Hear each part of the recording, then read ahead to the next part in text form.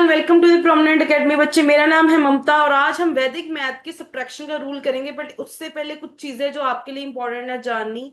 वो सबसे पहली चीज क्या है कि मैं जो कोर्सेज प्रोवाइड करती हूँ, मैं जीके क्लासेस प्रोवाइड करती हूँ बच्चे, वैदिक मैथ। और मैं रेगुलर स्कूल के जो सब्जेक्ट्स हैं उनकी स्टडी भी करवाती हूँ बच्चे। आपकी बस एज जो है वो 7+ होनी चाहिए।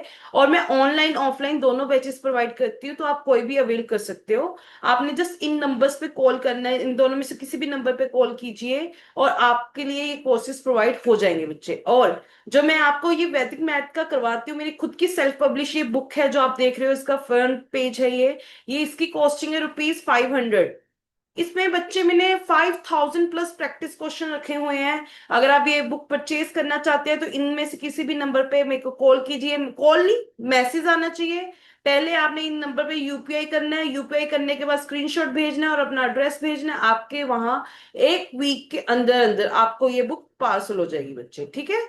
अब मैं बात करूं, हमने एडिशन का मेथड किया था। जैसे आप मेरी बुक को देखते चलो, स्टार्टिंग में मैंने अपना इंडेक्स दिया हुआ है।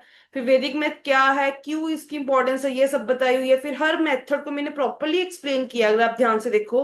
वो हर एक्सप्लेनेशन के नीचे मैंने प्रैक्टिस क्वेश्चन दिए हैं। जैसे ये सेकंड मेथड समझाया, इसके प्रैक्टिस क्वेश्चन। अब दो मेथड आपको समझ आ गए, उनको साथ में चलते हुए कुछ क्वेश्चन प्रैक्टिस के 50 क्वेश्चन जैसे ये दे दिए। फिर नेक्स्ट मेथड समझा दिया, फिर नेक्स्ट मेथड समझा दिया, उसके प्रैक्टिस क्वेश्चन दे दिए। फिर कंबाइन में जब आप 1 डिजिट के, 2 डिजिट के, 100 क्वेश्चन जब प्रैक्टिस करने लग जाओगे, टाइम लिमिट लगा के कि 10 मिनट में कितने हो रहे हैं, 15 मिनट में कितने हो रहे हैं, बच्चे आप अपनी कैलकुलेशन का लेवल देखना। जब ये सारे प्रैक्टिस हो गए, 3 डिजिट, 4 डिजिट, 5 डिजिट वाले, फिर उसके बाद मिक्स करके मैंने डाले हुए हैं कि आप इसकी प्रैक्टिस करके देखना। यार बच्चे, जब इतनी प्रैक्टिस हो जाएगी तो पीछे रह क्या जाएगा।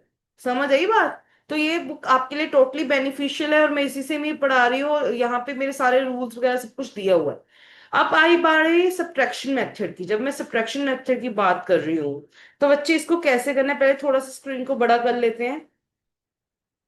हाँ जी बच्चे, जब मैं आप बात करी सब्ट्रैक्शन मेथड की, बच्चे सब्ट्रैक्शन मेथड में हम सबसे पहला मेथड करेंगे डायरेक्ट सब्ट्रैक्शन।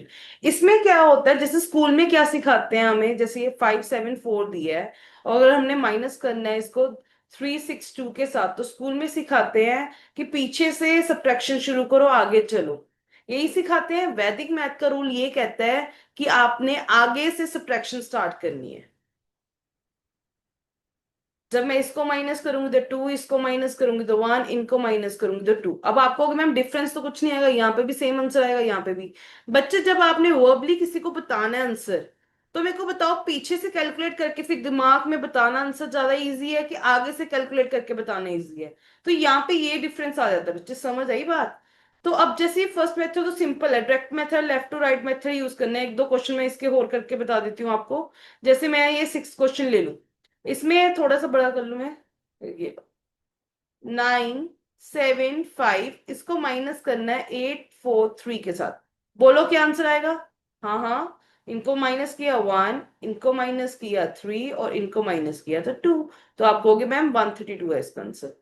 कहीं आप बैक कैलकुलेशन शुरू करोगे तो पहले 2 सोचोगे मन में कि 2 आएगा, इनको करके फिर इनको करके आएगा 3, फिर इनको करके 1, फिर ये सोचते रहोगे कि मैं क्या बोला था मैंने, 2 बोला कि 3। वही आगे से करोगे तो डायरेक्ट हो गया बच्चे और इजी हो गया, जल्दी हो गया। ये फर्क पड़ जाता है बच्चे इस तरीके से करने का।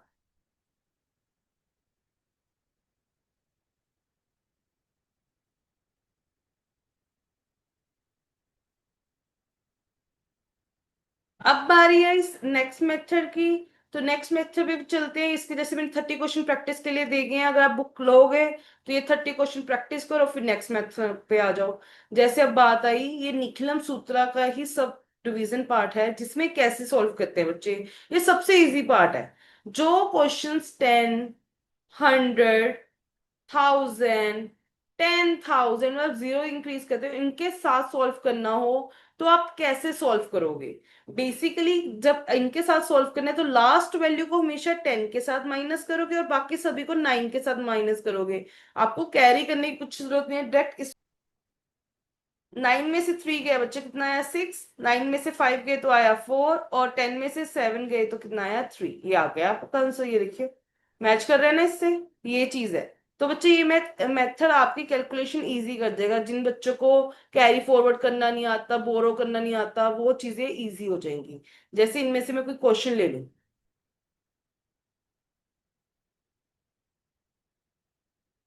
बच्चे अगर आप डिटेल में करना चाहते हो, फ्रेंड्स के साथ ग्रुप में लगो, और मैं आपको प्रॉपरली वे में एक एक क्वेश्चन करवाऊंगी, आपको बहुत ज्यादा मजा आएगा। जैसे मैं क्वेश्चन ले लेती हूँ, ये वाला ले लेती हूँ। लास्ट वैल्यू को मैंने कहा 10 के साथ माइनस करो, बाकी सभी को 9 के साथ। आगे से माइनस शुरू करेंगे, आगे से पीछे चलेंगे, तो 9 - 1 इज 8, 9 - 2 इज 7, 10 - 5 इज 5। ये आ गया आंसर। देखो कितना इजली आ गया, कितना जल्दी आ गया। ये ऐसे करने हैं बच्चे। इसके भी कुछ क्वेश्चन मैंने प्रैक्टिस के लिए दिए हुए हैं, बीच में कुछ अलग अलग से क्वेश्चन है बच्चे, अगर वो अच्छे से सीखने हैं। देखो फिर कोर्स तो ज्वाइन करना होगा, अगर सभी कुछ मैं ऑनलाइन ही सिखा दूंगी तो मजा ही नहीं आएगा। कुछ चीजें प्राइवेट क्लासेस के लिए भी तो रखेंगे। बट अगर आपका रिस्पॉन्स मेरे को अच्छा आया, अगर मेरे को ओवरऑल रिस्पॉन्स अच्छा आया यूट्यूब से, तो हो सकता है कि मैं इन डिटेल इनको करवाना शुरू कर दूं बच्चे। अब ये नेक्स्ट मेथड है, one more than the previous. Basically हम नंबर यही ले रहे हैं, बट इनके जो साथ वाली वैल्यू है, मेरे को पता है इसमें कैरी फॉरवर्ड करना पड़ रहा है, तो मैं उस चीज को अवॉइड करने के लिए इनका नियरेस्ट स्पेस ले लूं। तो 899 का नियरेस्ट स्पेस क्या होगा? 900। 899 के साथ माइनस करने की जगह मैं इसके साथ माइनस करूंगी, तो बच्चे क्या बचेगा? 100। और ये इससे कितना कम है बच्चे? ओनली 1 कम है, तो वो ऐड कर दूंगी, तो मतलब ओवरऑल जो वैल्यू आएगी 101, मतलब इसको इससे माइनस करके जो मेरा फाइनल आंसर आएगा वो आएगा 101। जैसे इस क्वेश्चन में भी ये 90 के करीब है, ये मन में होनी चाहिए, तो 100 - 90 इज 10। तो ये इससे एक कम है, तो ओवरऑल आंसर 11 आएगा। तो इस वे में इनको सॉल्व करना है। मतलब अगर 1000 वाली वैल्यू दी है और उसके साथ वाली वैल्यू का हमें पता है कि वो अपने जो बेस है उसके बिल्कुल नियरेस्ट वैल्यू के साथ है, तो आप उस वे में सॉल्व कर सकते हो बच्चे। अब ये बेस क्या होता है, कॉम्प्लीमेंट्री बेसिस, ये सब क्या होता है, उसके लिए आपको मेरी फर्स्ट क्लास देखनी पड़ेगी, तभी आपको क्लियर होगा। ये इसके बहुत सारे प्रैक्टिस के क्वेश्चन दिए हुए हैं, इन सभी को करने के बाद फिर नेक्स्ट मेथड आया लेफ्ट टू राइट मेथड। बच्चे वही सेम मेथड है, बस इसमें जो हमें बोरो करना पड़ता है उसको कैसे करना है। अगर आप मैम आप कह रहे हो कि लेफ्ट टू राइट सब्ट्रैक्शन करनी है, लेफ्ट टू राइट सब्ट्रैक्शन करनी है मैम, बट कई तो बोरो वाले होते हैं जब हम कहते हैं कि ये तो छोटी वैल्यू है, इसको काट के 14 लिख दो, फिर आगे वाले से कह रही हूँ मैम वो तो बड़ा डिफिकल्ट लगता है, वो फिर वो कैसे होंगे? तो बच्चे देखो, मैंने कहा लेफ्ट टू राइट, पहले आगे वाली दो को सब्ट्रैक्ट किया तो 5 आ गया। अब देखो नेक्स्ट टू को कर नहीं सकती, क्योंकि आगे जो है वो छोटी वैल्यू पीछे बड़ी है। तो इससे ही पता लग रहा है कि छोटी वैल्यू तो बड़ी वैल्यू के साथ माइनस नहीं हो सकती, तो मेरे को कैरी लेना पड़ेगा। अगर मैं इसको 14 बनाऊंगी, तो यहाँ पे बच्चे मेरे को जो पहले वाला आंसर आया उसको एक कम करना होगा। 14 में से 7 माइनस करो, 7 आया।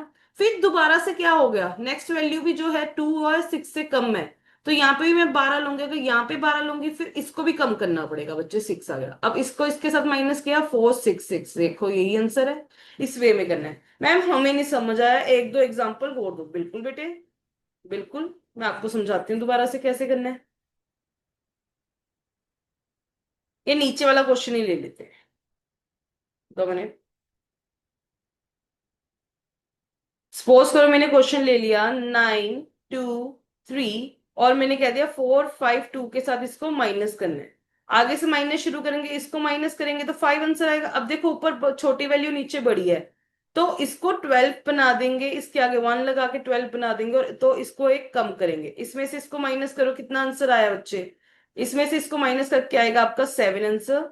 और लास्ट में क्या बचा, इसको इसके साथ माइनस कर दो 1, तो फाइनल आंसर क्या आ गया? 4 7 1। समझ आई बच्चे बात? अब नीचे देखना, इसका आंसर भी ये होगा, देखो 4 7 1। एक दो क्वेश्चन अगर आप हो चाहते हो मैं और करा देती, क्योंकि ना बच्चों को बोरो करना बहुत ही डिफिकल्ट लगता है। तो जितने जल्दी समझोगे, जितना प्रैक्टिस करोगे, उतना इन क्वेश्चंस पे हाथ बैठेगा। जैसे कि मैं ये 2 डिजिट का नंबर ले लेती हूँ, ये वाला 85 - 68। इन दोनों को माइनस किया, 2 आ गया।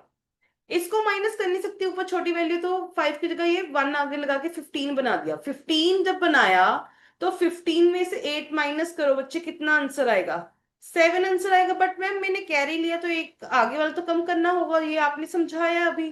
तो बच्चे मैंने कर दिया, तो मेरा फाइनल आंसर जो आएगा वो आएगा 17। समझ आई बच्चे बात? ये चीज है। एक क्वेश्चन और कर लेते हैं मैम, हमें अभी भी नहीं पता लगा, एक क्वेश्चन और कर दो फिर मजा आएगा, ठीक है?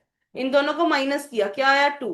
अब ये फिर छोटी वैल्यू है, छोटी वैल्यू तो इसको एक कम कर दो, इसको एक वन लगा के बढ़ा दो, 11 में से 4 माइनस करो बच्चे, क्या आंसर आएगा? आएगा 7। तो इसका आंसर भी क्या आ गया बच्चे? 17। समझ आई बात? अब बात चलते हैं नेक्स्ट मेथड पे। जब मैं बात कर रही हूँ नेक्स्ट मेथड की बच्चे, तो इसके ये प्रैक्टिस क्वेश्चन ये करते रहना बाय इक्वल एडिशन। अब क्या, मेरे वर्गे कई बच्चे होते हैं, मेरे को नहीं बोरो वगैरह करना इजी लगता। मेरे को तो ये होता है कोई सिंपल वे होगा जिसमें मैं मन में कैलकुलेट करूँ, ये आंसर आ जाए।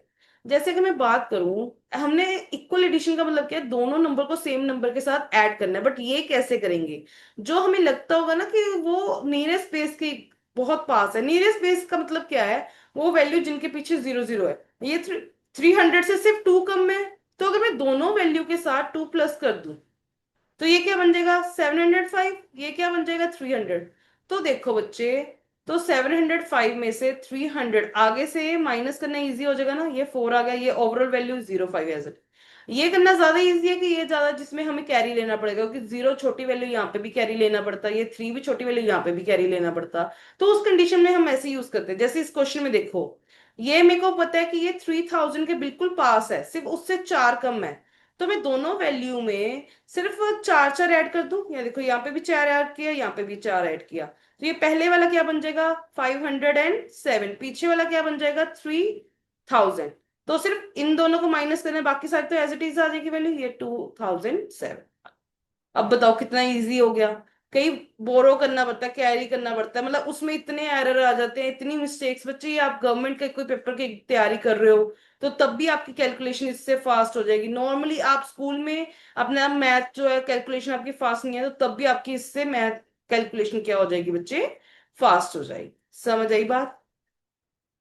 अब जब ये सारे क्वेश्चन प्रैक्टिस कर लिए, तो यहाँ पे मैंने सब्ट्रैक्शन के ओवरऑल हर क्वेश्चन, मतलब 300 के करीब ये क्वेश्चंस होंगे, 300 400 के करीब। ये इतने सारे क्वेश्चन दिए हैं, आपने इतने मेथड्स कर लिए, उनमें से कोई भी मेथड यूज करो और देखो क्या माइंड में स्टक हो रहा है कि कौन सी मेथड्स में कौन सा क्वेश्चन करूं कि मेरे क्वेश्चन सॉल्व। ये 350 क्वेश्चन दिए हैं, इनको आप सॉल्व करके देखो। और देखो क्या आपकी एक्यूरेसी आ रही है, क्या आपको समझ आ रहा है कि मैंने क्वेश्चन कैसे करना है, कैसे नहीं करना। तो आज का मैंने सब्ट्रैक्शन का पार्ट कंप्लीट करवा दिया, जितने मैक्सिमम मेथड मैं आपको करवा सकती थी, जिससे आपकी कैलकुलेशन फास्ट हो जाए।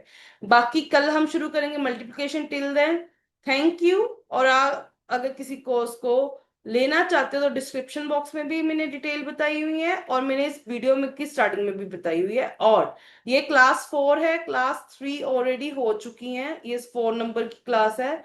1 to 3 में मैंने एडिशन के रूल बताए थे, 5 रूल, जिससे आपकी एडिशन फास्ट हो जाए। आज की वीडियो में मैंने एक बार में सारे कवर कर दिए सब्ट्रैक्शन के रूल। ठीक है? नेक्स्ट क्लास में हम एडिशन करते चलेंगे। ओके बच्चे, you can check my playlist for these questions. Okay.